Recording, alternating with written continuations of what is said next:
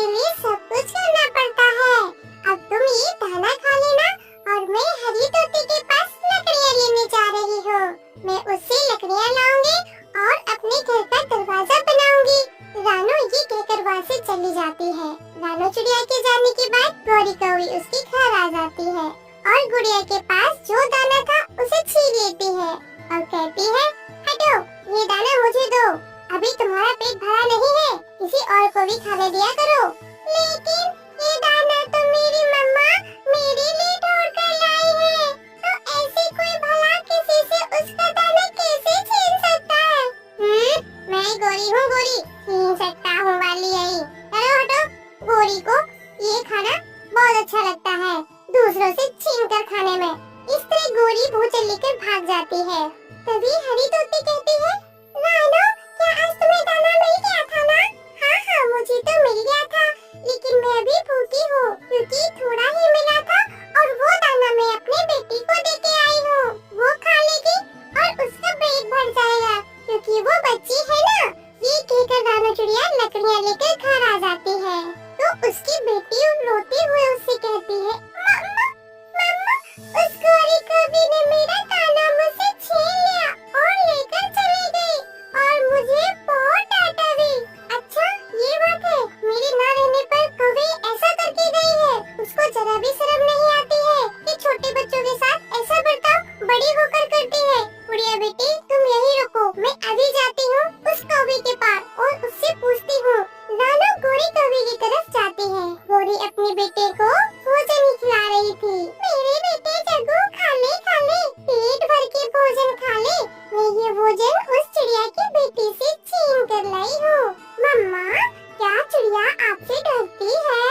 जग्गू बेटा, चिड़िया तो बहुत ज्यादा कमजोर है, वो तो मुझे देखते ही अपना रास्ता बदल लेती है। तभी रानू भी वहाँ पर आ जाती है और वह उसकी बात सुन लेती है और कहती है, मैं रास्ता इसलिए बदल लेती हूँ क्योंकि मैं तुम्हारे जैसे लोगों के मुंह नहीं लगना चाहती हूँ और तुम समझती ही क्या हो कि मैं डरती हूँ। खबरदार, जो आज के बाद तुम कभी भी मेरे घर में आई, मैं तुम्हें छोड़ूंगी नहीं। अरे रानू चिड़िया, तू जो बड़ी बड़ी बातें करने लगी है, चल भाग यहाँ से। अगर मेरा कालू पति आ गया तो तुझे मार मार कर तेरे पंख यही तोड़ देगा। चल निकल यहाँ से, बेशरम कहीं की। क्या कहा कौवी? तुम खुद तो बहुत बड़ी बेशरम हो। तुम मेरी बेटी से दाना छीन कर आई हो, तुम्हें शर्म नहीं आती? इतनी छोटी सी बच्ची से दाना छीन कर लाई हो। अरे तो क्या हुआ, मेरा जग्गू इधर भूखा था, हाँ, तो इसलिए छीन कर लेकर आई हो। अरे तो मैं क्या करूँ इसमें? अगर तुम्हारा बेटा भूखा था तो खुद जाकर ढूंढ कर दाना लाओ। बड़ी आई काली कलूटी कहीं की। ये कहकर रानू वहाँ से चली जाती है। गोरी तो ये सुनकर गुस्से से लाल और पीली हो रही थी। तभी उसका पति भी वहाँ पर आ जाता है। अरे गोरी, क्या बात है, तुम बहुत गुस्से में लग रही हो। पापा, वो कमजोर चिड़िया यहाँ पर आई थी और उस चिड़िया ने मम्मी को काली कलूटी कहा। गोरी, क्या हुआ, तुम मुझे अच्छे से बताओ, क्या बात है? कालू, मैंने चिड़िया के घर जाकर उसकी बेटी से दो दाने क्या ले लिए। वो चिड़िया घर तक आई और मुझे उल्टा सीधा बोल कर गई है। क्या फायदा तुम्हारे होने से? मुझसे कोई भी नहीं डरता। अरे गोरी, तुम चिंता न करो, मैं उस चिड़िया को ऐसा मजा चखाऊंगा कि वो जिंदगी भर याद रखेगी। ये कहकर कालू कौवा दूसरे दिन अपने दोस्त चील के पास जाता है। अरे सुनो दोस्त, उस रानू चिड़िया ने मेरी पत्नी को बहुत बुरा भला कहा, वो तो उसका कुछ करना ही होगा। अरे तो क्या बात है, फिर मैं तोड़ देता हूँ उस चिड़िया का घर।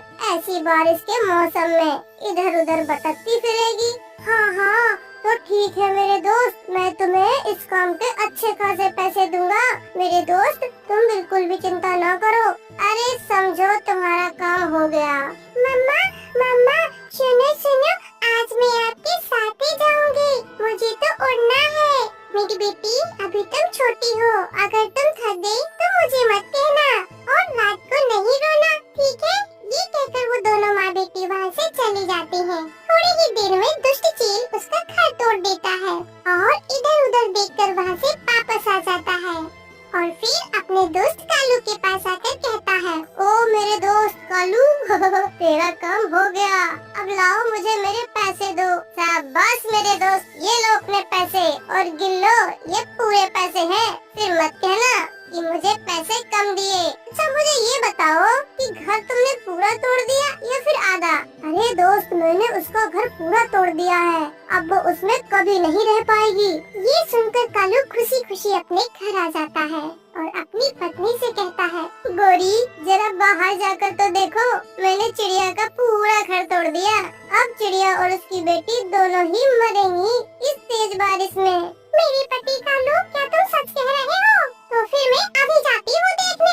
ये कहकर गोरी तो जल्दी से रानो के घर की तरफ भागती है। वहीं दूसरी तरफ रानो और उसकी बेटी वहाँ आ जाती है। जब वो ये दोनों देखती है तो हैरान रह जाती है। बुढ़िया बेटी, ये सब कैसे हो गया? अभी हम जब घर से गए थे तो हमारा घर तो बिल्कुल सही था, फिर ये सब कैसे हो गया? हमारा घर कैसे टूटा? हाँ मम्मा, हमारा इतना अच्छा और प्यारा सा घर कैसे टूट गया? इतना मजबूत घर कैसे टूट गया?